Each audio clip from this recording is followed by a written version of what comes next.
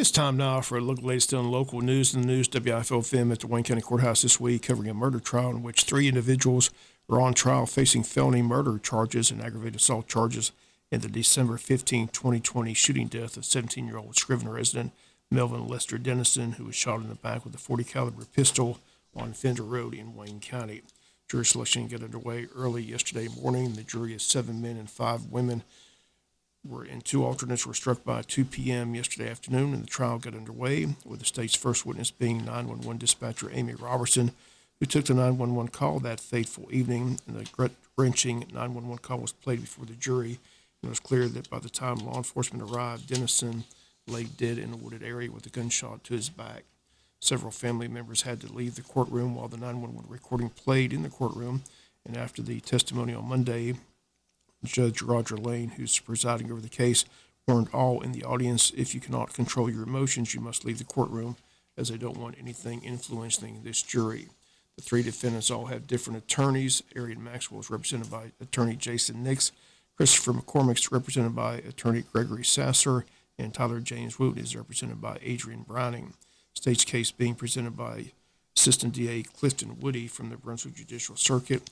He told the jury in opening statements that all defendants are parties to this crime and all should be found guilty once the evidence has been presented.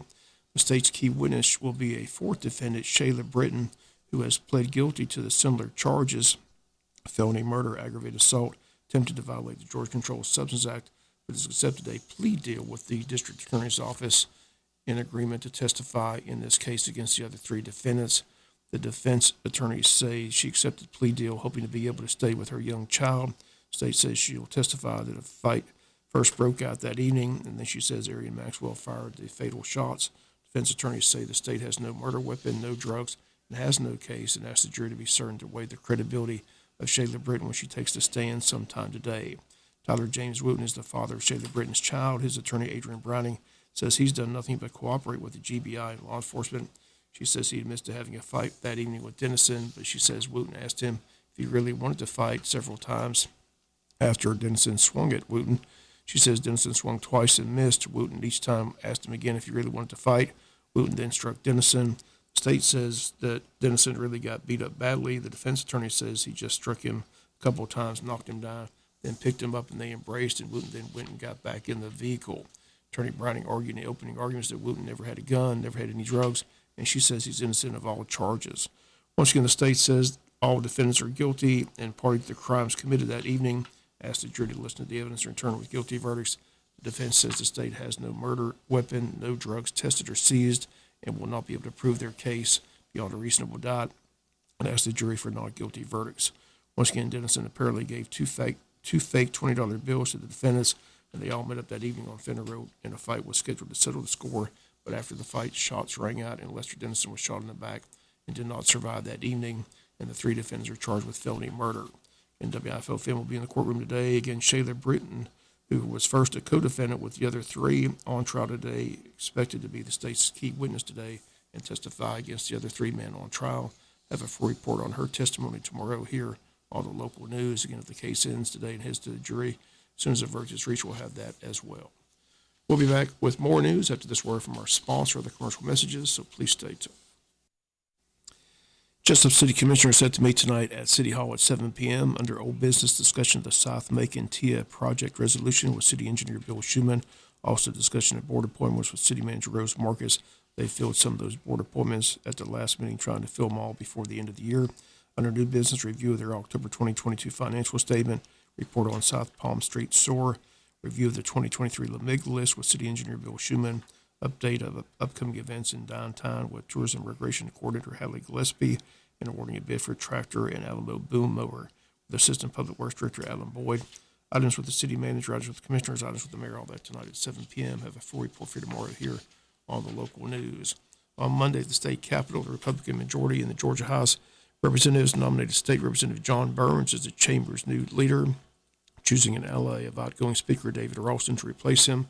Burns instantly becomes one of the most powerful politicians in Georgia, along with Governor Kemp, incoming Lieutenant Governor Burt Jones, as the 3 Republicans control the executive branch of both chambers of the General Assembly.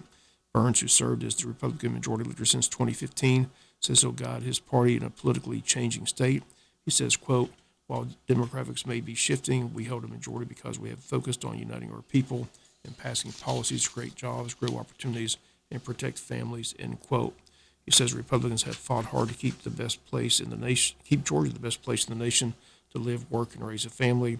Burns takes over for Ralston, who was the longest-serving state house leader in the nation, managing the Georgia Chamber for 13 years before deciding against another term because of health issues.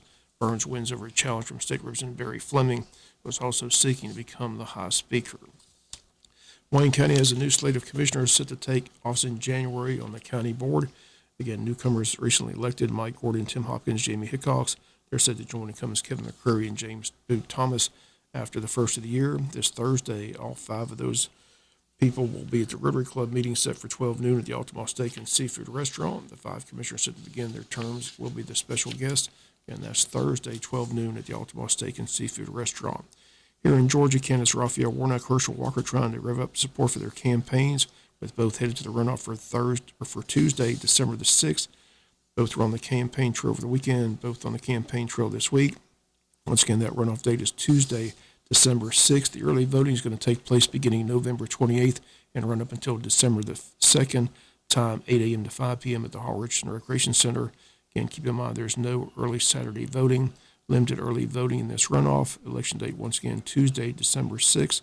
Polls open that day from 7 a.m. to 7 p.m. Early voting dates, again, November 28th up until December the 2nd. We'll come back with some final news notes after this word from our sponsor, other commercial messages, so please stay tuned. Final notes in the news. Again, holidays quickly approaching. A lot of activities in Jessup and Wayne County to celebrate the upcoming holidays.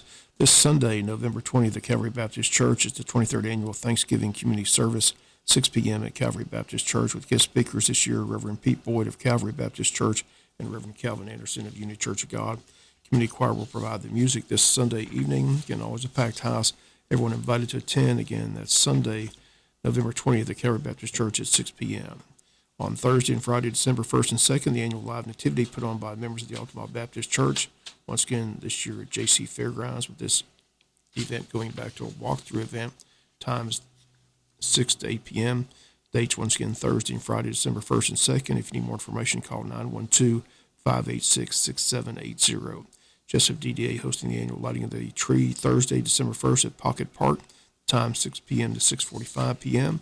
Singing will be performed by the Jessup Church of God Kids Choir. Also, kids from Martha Ross Smith and Jessup Elementary will sing as well. Santa will be on hand that evening at Cafe Europe from 7 to 9 p.m.